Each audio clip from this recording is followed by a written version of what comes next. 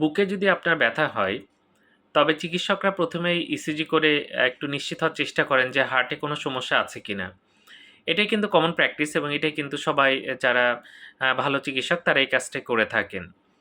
এখানে একটা বিষয় আছে যে ইসিজি নরমাল বাট আপনার বুকে ব্যথা হয়ে যাচ্ছে।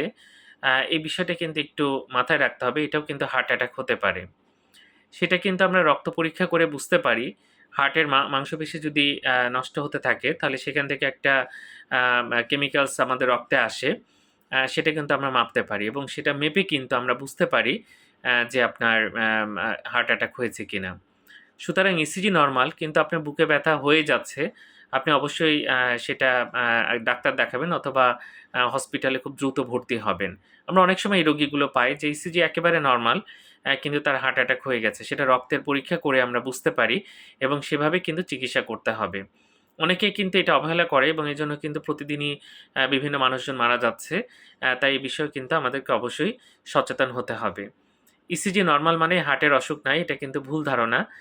অনেক ক্ষেত্রে কিন্তু ইসিজি নরমাল হতে পারে। ধন্যবাদ সবাইকে।